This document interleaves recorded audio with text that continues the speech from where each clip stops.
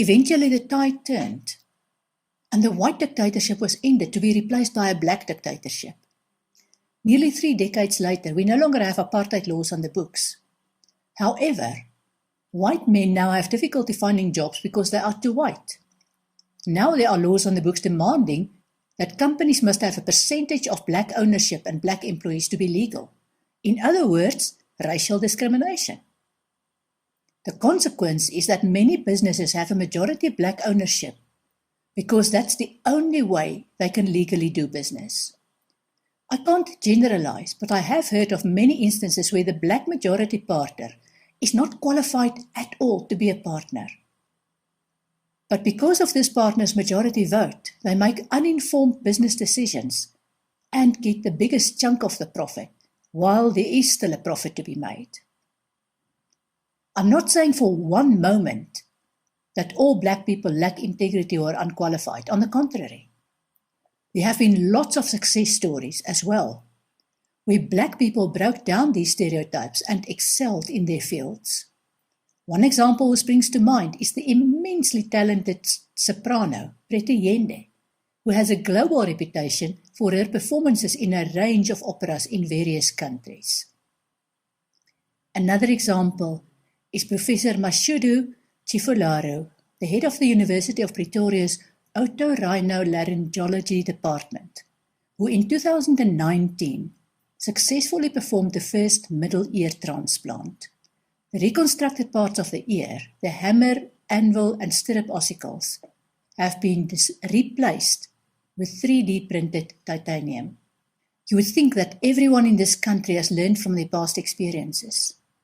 But around 2 weeks before writing this, I became aware of an instance where a government minister decided to import nearly 24 Cuban citizens with a specific qualification for large projects.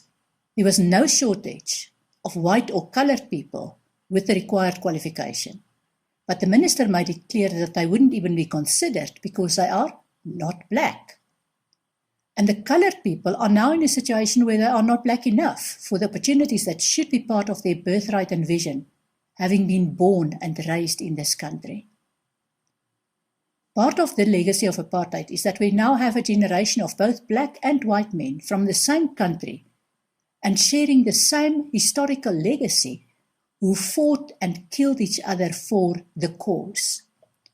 On both sides, atrocities were committed by ordinary men on the instructions of politicians from both sides who were directing the civil war from a safe distance without getting in the line of fire. Another prime example of the division caused by racism is the growth of Israel at the expense of Palestine. I've read enough about that to feel the situation is an example of racial division that is purely political and has nothing to do with good ordinary people who are divided and killed for political gain. My personal experience with people from different races were highlighted by a few incidents that were eye-openers for me. I grew up in a culture where non-white people were regarded as inferior by default.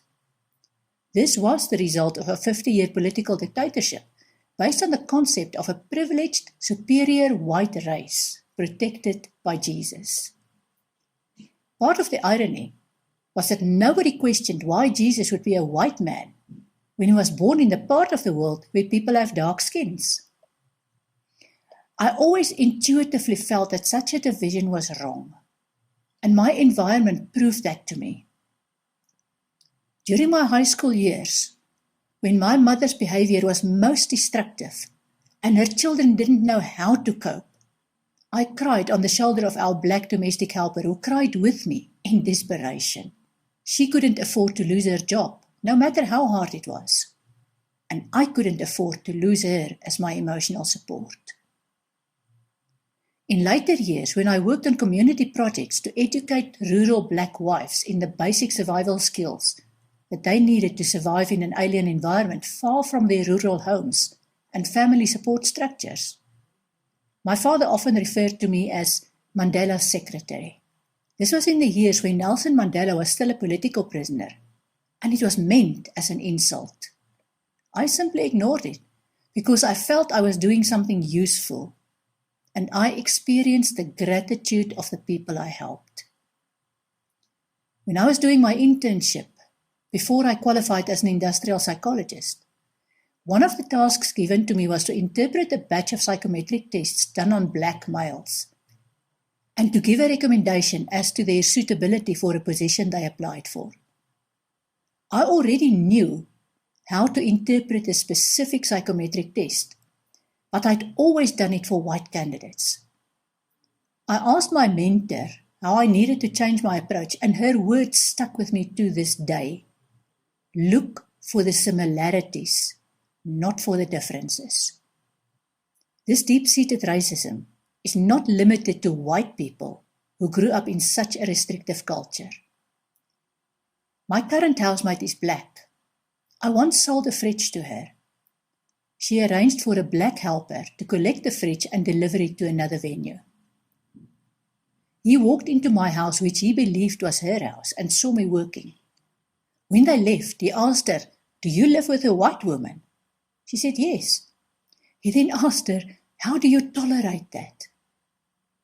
The fact that two women of opposite skin colors could share the same space was inconceivable to him, because he grew up believing in racial separation. A black client once went through some trauma relating to a relationship. She was advised to consult me for clarity. She was reluctant because I was white and wouldn't understand. After she had her psychic reading, she indicated to her friend that she was at peace and knew what to do next with her relationship. She had realized that skin color and cultural beliefs are superficial divisions, and that under the skin we are all human and spiritual. Sadly, skin color has divided families since different racial groups fell in love and had babies. And this is part of history as far as you want to go back.